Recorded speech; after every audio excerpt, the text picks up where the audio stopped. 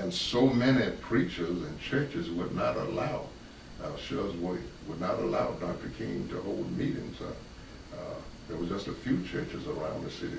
How did you overcome that? Well, they didn't.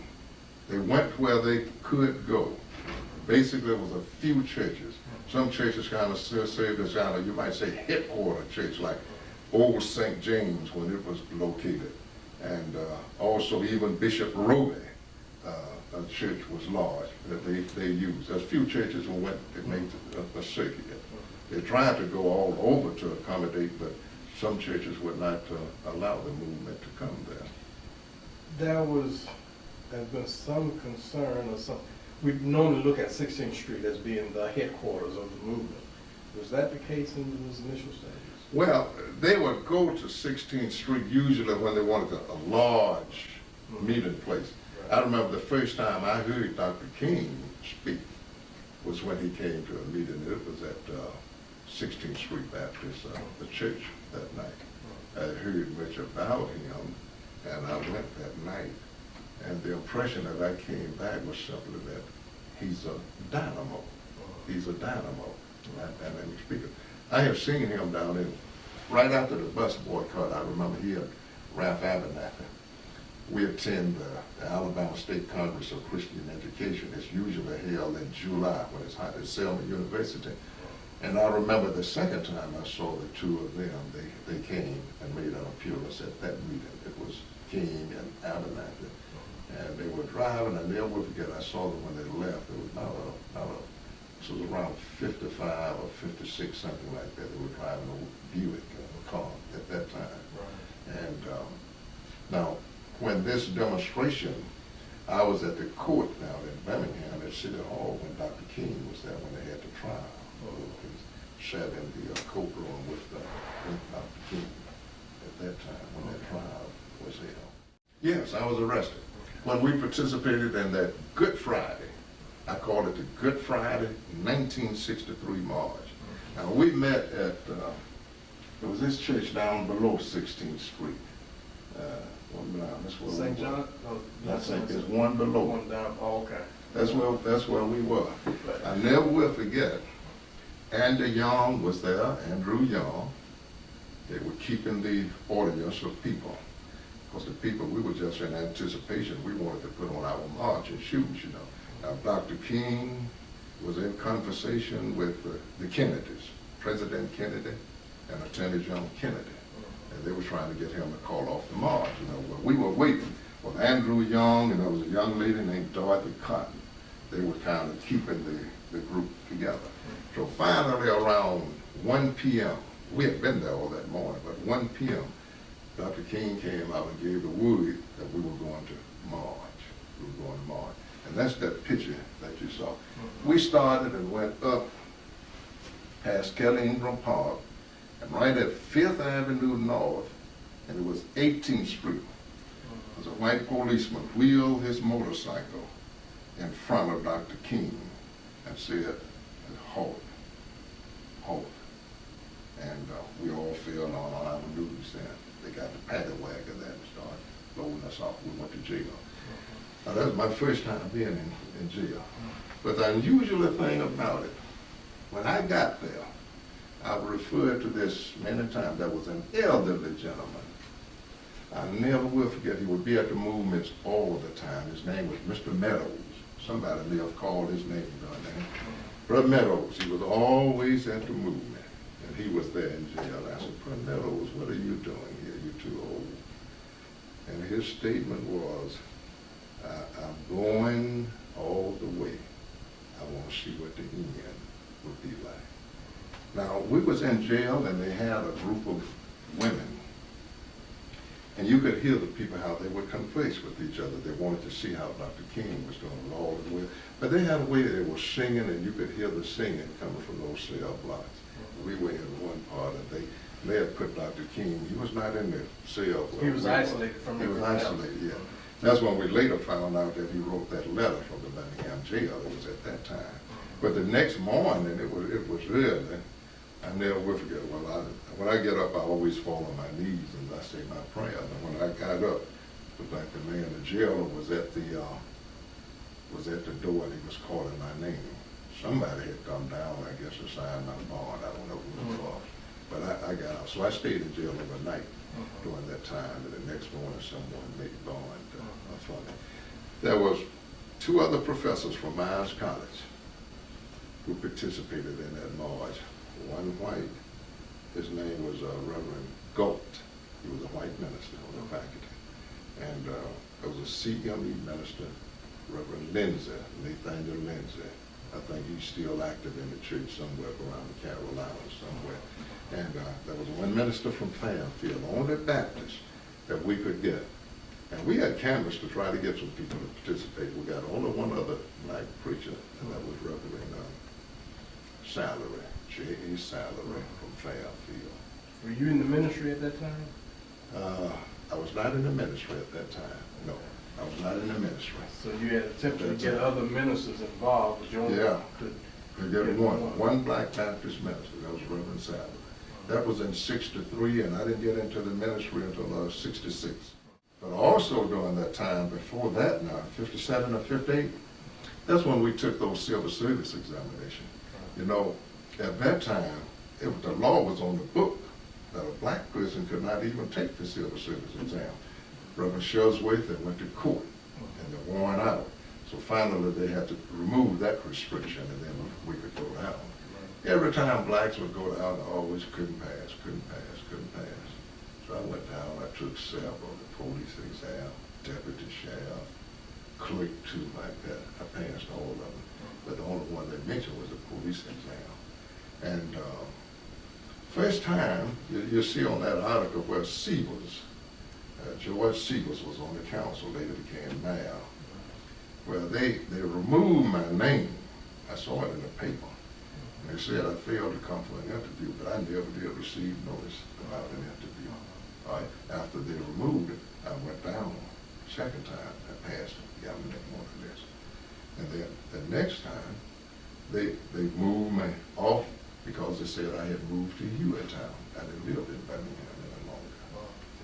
And then, so next, I did go down and they called me down for an interview. One time I got word to come down for an interview. I guess when I went to City Hall, I may have been the first black, I don't know, other than an inmate, to go upstairs, second, third, some of those floors and some of those rooms that a black face had been when I went for the interview. And I remember Bull Carr, you know, he had one eye, and he asked me, would you arrest a white man if we hired you as a policeman? And I told him, I said, sir, I would think that if you hire me as a policeman in the city of Birmingham, you would want me to see that the laws of Birmingham are enforced. If a white man violated that law, my job would be to arrest him. And the next thing I knew, they took my name off the list and said I had moved to Hewattown. What would have happened if you had gotten that job as a police officer? Now, you're a college professor. You know, I would have taken it because at that time, we were trying to break barriers down.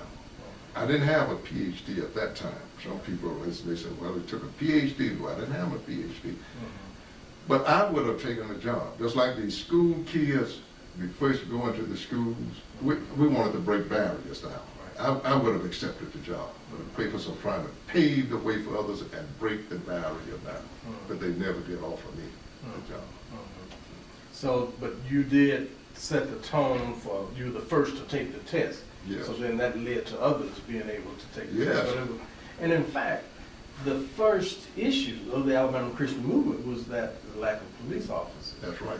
And That's right. But it would take 10 years, nearly That's 10 right. years for the first black police officer to be, That's right. be hired. Right. In fact, Reverend Shuttlesworth, we had a class in which I remember many of the questions on the test. And we would get some of these guys who had been MPs, served in the military, you know, and try to help teach them the examination. We had a class, but they would always come out that one was too heavy, too short, too tall, that sort of thing. and that was their reason. But finally, it was demonstrated that when they get ready to do something, you know, if they want to do it, I'm talking about today, I'm about the white community, power structure. Right. If they want to do it, they'll do it, you know. Right, right. Just like after Arthur Shores, and then they wanted another black on the city council, got married, Right. but they wanted to at that time. It's a matter of wanting to Yeah. get it done. Right, Yeah. right. I've been rather interested in how the Miles College students actually organized the selective buying campaign. What were the mechanisms that they used? You know, now I'm going to say it was not what we might think in terms of formal organization. You could even announce that you were going to do this. It's people, well, like myself, who was interested. Then you tap a student that you know that might be interested. Don't mind this. Because you had to consider whether you got what we called during that time an Uncle Tom or Aunt Jane. Somebody going back and tell the informant, the official. So it was just a matter of putting your hands. And it was just 3 or 4 students, basically. That's why myself, I had to get out, drive my car, and pass out leaflets, you know. But Dr. Pitts told us one thing, McPherson, whenever you go, we have 3 or 4 students, like Dukes and myself, you know. And he told always take one young lady with us to be in the group, so it won't be just all guys, you know. And I can't remember the young lady that we would use. She would always go with us also. But I met her later on at one of the churches in Birmingham. I think now she's a member of New Hope Baptist Church. So it was just a few, just might say a handful, that was all. Because you couldn't let too many people know. Now, and when we were here, I remember one lady, we had to break one of the things out of her car, you know, when we heard that she was going downtown. And we just did. Well, we just considered we was in war, you know. We couldn't do it other, but Dukes and I, we just put on some gloves and went to her house one night and broke all that window. We wanted to do something, but no, stay out of the stores. You know? But she was one of those that She was a school teacher, and that was the bad thing about it. We wanted to send a message to the school teachers. Yes. She wanted the message to get out? I think it did. yeah. So you, it did. whatever was necessary, you would do at that point. That's to right. Get that message out. And the effectiveness of that selective buying campaign, I think, is so significant because the businessmen were saying that it was not that effective. They said it was maybe 30, 40% effective, whereas the students were saying that it was 95% effective. Oh yes, it was effective, all right. It was enough to hurt them. Even if it was at 30%, it was hurting them in the pocketbook. Yeah. Was that the only time that you went to jail when you went with Dr. King? That was the only time during that time. A lot is happening.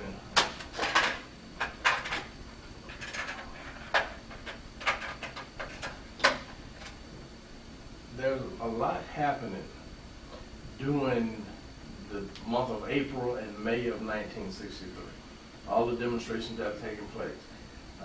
By the end of May, it had become pretty well known that there was a sort of a lull because a lot of people who had gone to jail were sort of losing that. And then the idea of bringing the children in came to the fore. How did that manifest itself as far as Miles College was concerned?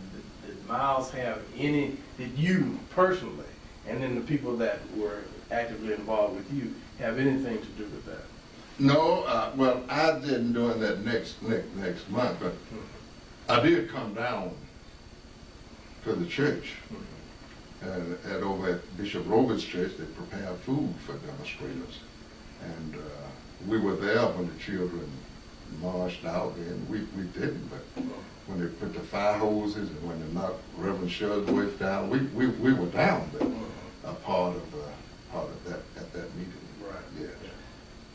So you were there physically there. Yes, yes. But in terms of the strategy, No, that no, was no, done. not with that, no. Okay.